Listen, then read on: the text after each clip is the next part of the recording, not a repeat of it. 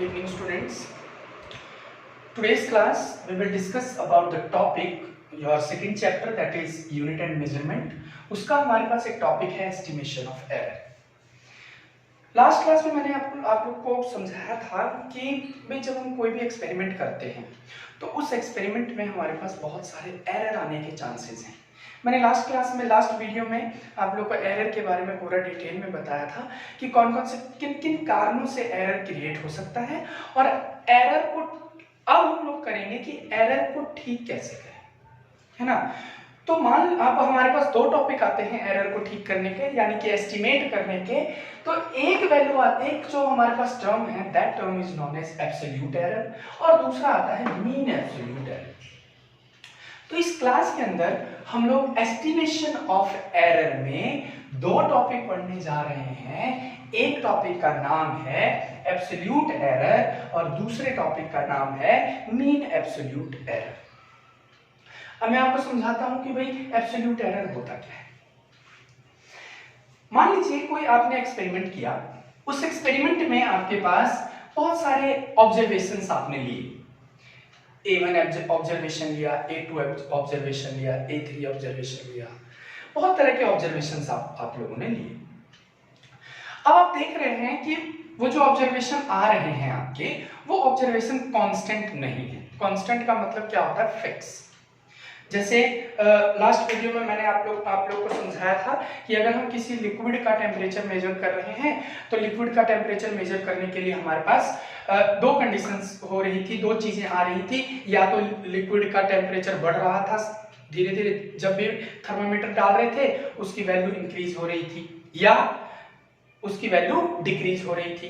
तो मैंने उसमें बताया था आप लोगों कि इस तरह से जब या तो इंक्रीज हो रहा हो या डिक्रीज हो रहा हो तो उसको हम लोग सिस्टमैटिक एरर के नाम से जानते हैं.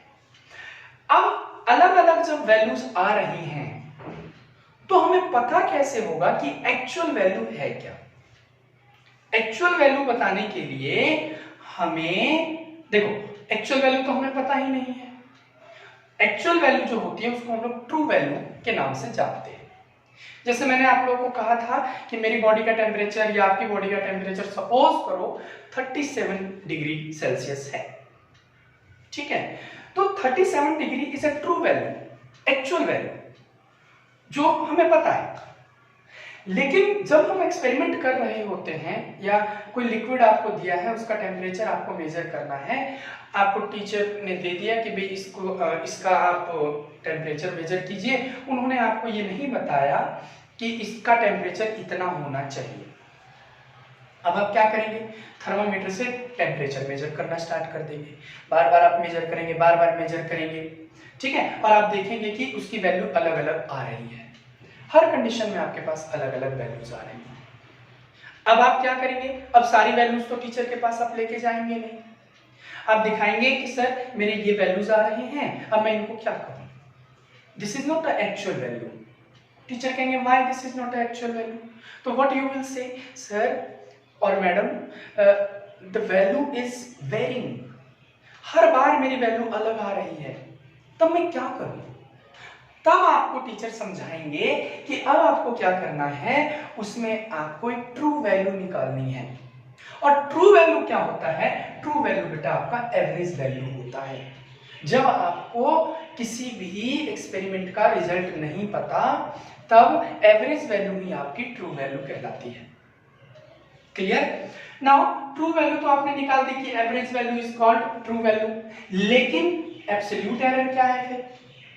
तो the difference between individual measurement, जो आपने अलग अलग वैल्यूज को मेजर किया, ठीक है, उसमें से अगर आप ट्रू वैल्यू को माइनस करते चले जाइए तो जो वैल्यू आएगी, एक स्मॉल वैल्यू आएगी, that value is known as absolute error. यानी एवरेज वैल्यू से वो कितनी वैल्यू वेरी कर रही है, वो ज्यादा भी हो सकती है या कम भी हो सकती है, उस वैल्यू को हम लोग क्या कहेंगे? एब्सोल्यूट एरर कहेंगे. ठीक है. तो what is absolute error? Absolute error is the difference between individual measurement and true value. Difference between individual measurement and true value is known as absolute error. Now suppose कीजिए मेरे पास बहुत सारे experiment मैंने मतलब एक्सपेरिमेंट किए, एक experiment किया, उसके बहुत सारे ऑब्जर्वेशंस लिए और वो ऑब्जर्वेशन मेरे पास क्या क्या है, A1, A2, A3, A4 and so on up to AN। ये मेरे पास ऑब्जर्वेशन है। मैंने क्या किया, एवरेज वैल्यू निकाली। एवरेज वैल्यू जैसा कि मैंने आपको बताया कि एवरेज वैल्यू ही आपकी ट्रू वैल्यू होगी। यहाँ पर मैंने एवरेज वैल्यू निकाला। एवरेज वैल्यू कैसे निकालते हैं, जितने भी ऑब्जर्वेशन है उन सबको प्लस कर दीजिए, n से डिवाइड कर दीजिए, आपको पता चल जाएगा कि एवरेज वैल्यू कितनी है। तो A1 + A2 A3 and so on up to n divide कर दीजिए, आपको एवरेज वैल्यू पता चल जाएगा। आप इसको इस तरह से भी रिप्रेजेंट कर सकते हैं जो कि आपने 10th क्लास में पढ़ा है कि 1/n, ये 1/n नीचे ले आओ, समेशन ऑफ, समेशन मतलब सिग्मा, i मतलब कहां से स्टार्ट हो रहा है, इनिशियल फर्स्ट पोजीशन से स्टार्ट हो रहा है, मतलब फर्स्ट ऑब्जर्वेशन से स्टार्ट हो रहा है, कहां तक जा रहा है, n ऑब्जर्वेशन तक जा रहा है। आप इसका सम कर रहे हैं और n से डिवाइड कर रहे हैं, तो ये आपका कहलाएगा क्या, ट्रू वैल्यू। नाउ अब हम एब्सोल्यूट एरर निकालेंगे। जो ट्रू वैल्यू आई है मेरे पास, उन सभी ट्रू वैल्यू को मैंने इस तरफ लिख लिया, ठीक है। एवरेज वैल्यू को ही हमने ट्रू वैल्यू का नाम दिया और हर इंडिविजुअल वैल्यू को माइनस करते चले जाइए। देखिए A1, A2, A3, A4 and so on AN। अब आप देखेंगे कि ये वैल्यू एक बहुत छोटी वैल्यू आती रहेगी और छोटी छोटी वैल्यूज आती रहेंगी। उस वैल्यू को हम लोग क्या नाम देते हैं, एब्सोल्यूट एरर के नाम से जानते हैं। और ये एब्सोल्यूट एरर पॉजिटिव भी हो सकता है और ये एब्सोल्यूट एरर नेगेटिव भी हो सकता है। लेकिन जब आप मीन निकालेंगे इस एब्सोल्यूट एरर का, ठीक है, मतलब mean of this absolute error is called mean absolute error और average of this absolute error is called mean absolute error. और वो कैसे निकालेंगे, ये जितने भी वैल्यूज आई थी आपके पास स्मॉल वैल्यूज, उन सबको प्लस कीजिए, n से डिवाइड कर दीजिए, जो हमने यहाँ पर किया था। यहाँ पर एक्चुअल ऑब्जर्वेशन को हमने प्लस करके डिवाइड किया था, यहाँ पर हम लोग एब्सोल्यूट एरर को प्लस करेंगे। लेकिन एक चीज ध्यान में रखना है, अगर यहाँ नेगेटिव वैल्यू आ रही है तब भी आपको उसको पॉजिटिव कर देना है, इसीलिए मैंने यहाँ मोड लगाया है। मोड के किस चीज को रिप्रेजेंट करता है, मोड रिप्रेजेंट करता है कि पॉजिटिव को नेगेटिव को भी पॉजिटिव के फॉर्म में कन्वर्ट कर देता है। सेम यही चीज हमने यहाँ पर लिखा, delta A bar is equal to 1/n, यही 1/n summation of I initial approach to first, मतलब फर्स्ट पोजीशन से लेकर n तक जा रहे हैं हम, और इसको हमने सम कर दिया, किसका, एब्सोल्यूट एरर का सम हम लोगों ने कर दिया। जब हमारे पास मीन भी आ गया, मतलब ट्रू वैल्यू भी आ गई और हमारे पास एवरेज वैल्यू भी आ गई, तो हम किसी भी एरर को इस तरह से रिप्रेजेंट कर सकते हैं। यानी कोई भी ऑब्जर्वेशन को आप किस तरह से रिप्रेजेंट करेंगे, ए मतलब आपका कोई ऑब्जर्वेशन है, मतलब आपके पास तो अलग अलग वैल्यूज थी, अब इनको आपको एक सिंपल सी वैल्यू के फॉर्म में कन्वर्ट करना है, तो आप क्या करेंगे, a is equal to a bar मतलब average value plus minus delta a bar, और ये डेल्टा a बार क्या था, that delta a bar is your mean absolute error, this is your mean absolute error. Understand? तो इसको आप लोग उतार लीजिए, फिर हम आगे मैं आपको 2-3 चीजें और बताता हूं, फिर मैं न्यूमेरिकल समझाऊंगा।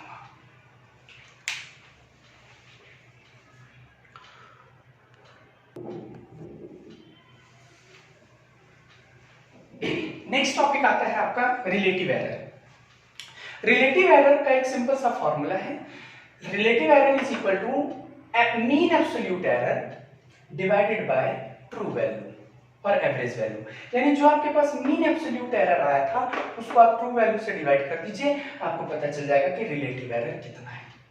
इसी तरह रिलेटिव एरर के बाद हमारा अगला टॉपिक आता है परसेंटेज एरर। तो परसेंटेज एरर हम लोग कैसे कैलकुलेट करेंगे, percentage error that is equal to जो आपके पास रिलेटिव एरर आया था इसी को आप 100 से मल्टीप्लाई कर दीजिए, आपके पास परसेंटेज एरर आ जाएगा।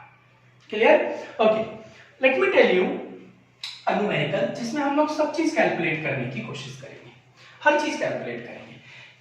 एक एक्सपेरिमेंट किया हमने, ठीक है। मान लीजिए 10th क्लास में आप लोगों ने ओम्स लॉ का एक्सपेरिमेंट किया था। उस ओम्स लॉ के एक्सपेरिमेंट में हम लोगों ने देखा था कि हम जिस वायर का रेजिस्टेंस कैलकुलेट करना चाहते थे उसकी वैल्यू हमारे पास अलग अलग आ रही थी, ठीक है। मैंने एक वायर लिया, उस वायर का रेजिस्टेंस कैलकुलेट किया और वो रेजिस्टेंस मेरे पास, मैंने ऑब्जर्वेशन में देखा तो मेरे पास कुछ इस तरह से वैल्यू आई 2.1, फिर 2, फिर 2.2, 1 2 3 4 5 6। देखिए 2, 2.1, 2.2, 2.1, 2 and 2.2। These are the observations जो हमारे पास आई थी हमने जब एक्सपेरिमेंट किया था। तो मैंने अभी आपको बताया कि सबसे पहले आप क्या करेंगे, इसमें आप सबसे पहले मीन निकालेंगे या फिर एवरेज निकालेंगे या ट्रू वैल्यू निकालेंगे। तो हम लोग ट्रू वैल्यू निकाल देते हैं। ट्रू वैल्यू निकालते हैं। ट्रू वैल्यू कैसे निकालते हैं, इन सबको प्लस करके जितने भी ऑब्जर्वेशन है उससे आप डिवाइड कर दीजिए। 2, 2.1 plus 2.2 plus 2.1 plus 2 plus 2.2 divided by 6। करिए इसको प्लस। प्लस करने के बाद फिर मैं आपको बताता हूं कि इसकी वैल्यू कितनी आती है। तो ये देखिए इनका जो सम किया हमने तो 12.6 आया। 12.6 को जब हमने 6 से डिवाइड किया तो हमारे पास कितना आ गया 2.1। तो 2.1 इज द एवरेज वैल्यू और ट्रू वैल्यू। नाउ अब हम निकालेंगे absolute value. Absolute value, absolute value में मैंने आपको बताया था कि एब्सोल्यूट वैल्यू क्या होता है बेटा, true value minus individual value. तो ट्रू वैल्यू तो हमारे पास 2.1 आ गया, पहली ऑब्जर्वेशन हमारे पास 2 था, इसको जब आप माइनस करेंगे तो 0.1 आएगा। दूसरा ऐसे ही करेंगे तो कितना आएगा 2.1 minus 2.1 that is equal to 0। फिर इसी तरह तीसरा निकालेंगे delta A2 delta A3 delta A4 delta A5 A bar minus A5 delta A6 A bar minus A6। तो 2.1 माइनस थर्ड ऑब्जर्वेशन कितना है 2.2। मैंने बताया था ये नेगेटिव भी हो सकता है तो माइनस 0.1। सिमिलरली 2.1 माइनस 2.1 ये भी 0 आ गया। Next 2.1 minus 2 that is equal to 0.1 और 2.1 माइनस 2.2 ये भी देखिए माइनस 0.1 आ गया। तो यहाँ पर वैल्यू आपके पास पॉजिटिव भी आ सकती है या फिर नेगेटिव भी आ सकती है। अब हमें क्या करना है, अब नेक्स्ट कंसेप्ट में हमने एक तो निकाल दिया ट्रू वैल्यू, दूसरा अब हमें क्या निकालना होता है mean absolute error. Mean absolute error कैसे निकालते हैं, मीन एब्सोल्यूट एरर हम कैसे निकालते हैं, ये जो भी वैल्यूज हैं ये प्लस हैं तो प्लस ही रह जाती हैं, माइनस है तो भी प्लस हो जाती हैं, और जितने नंबर ऑफ ऑब्जर्वेशंस हैं उससे आप डिवाइड कर दीजिए। यानी 0.1 प्लस 0 प्लस 0.1 प्लस 0 तो करने की जरूरत ही नहीं है, तो जो जो हमारे पास नंबर है सिर्फ हम वही लिख लेते हैं, प्लस 0.1 प्लस 0.1 डिवाइडेड बाय, अब यहाँ ये 4 नहीं होगा, टोटल ऑब्जर्वेशन आपके पास कितनी है 6 टोटल नंबर ऑफ ऑब्जर्वेशंस हैं, ठीक है। तो 0.1 0.1 0.1 0.1 that is equal to 0.4 upon 6। अब आप इसको डिवाइड कीजिए, जब आप डिवाइड करेंगे कितना आता है मुझे बताइए जरा। You will see the value will be 0.066 or it will be also equal to equivalent to 0.07। Clear, तो ये आ गई आपके पास मीन एब्सोल्यूट एरर। अब हम लोग क्या करते हैं, मीन एब्सोल्यूट एरर भी हमें समझ में आ गया। अब हमें दो चीजें करनी है। नंबर 1, एक तो हम रिप्रेजेंट करके देख लेते हैं, यानी रिप्रेजेंट करते हैं कि भाई एरर को किस तरह से रिप्रेजेंट करें। तो मैंने अभी आपको बताया था कि एवरेज वैल्यू लीजिए और फिर मीन एब्सोल्यूट एरर लीजिए, इन दोनों को प्लस माइनस कर दीजिए, मतलब 2.1 plus minus 0.07। This is the representation of error. Clear, इसको हम लोग कहते हैं रिप्रेजेंटेशन ऑफ एरर। उसके बाद आपको अगला क्या निकालना है, रिलेटिव एरर निकालना है और परसेंटेज एरर निकालना है। तो रिलेटिव एरर हम लोग कैसे निकालेंगे, सेम वही कंसेप्ट यूज कीजिए। ये जो आया था आपके पास 0.07 डिवाइडेड बाय एवरेज कितना आया 2.1। ओके, सिमिलरली परसेंटेज एरर कैसे निकालेंगे, परसेंटेज एरर ये 0.07 अपॉन में 2.1 इंटू 100, इस तरह से परसेंटेज एरर कैलकुलेट कर लीजिए। तो अब आपको समझ में आ गया कि हम कैसे एब्सोल्यूट एरर निकालते हैं, कैसे मीन एब्सोल्यूट एरर निकालते हैं, कैसे रिलेटिव एरर निकालते हैं, कैसे परसेंटेज एरर निकालते हैं, और हर टॉपिक को आप इजीली कैलकुलेट कर सकते हैं। और ये न्यूमेरिकल आपका 3 नंबर का, इस तरह का कोई न्यूमेरिकल आपके क्वेश्चन मतलब आपके पेपर में पूछा जा सकता है। ठीक है, उतार लीजिए इसको और दोबारा एक आध न्यूमेरिकल आप एनसीईआरटी से करके देखेंगे तो you can easily solve. Thank you class.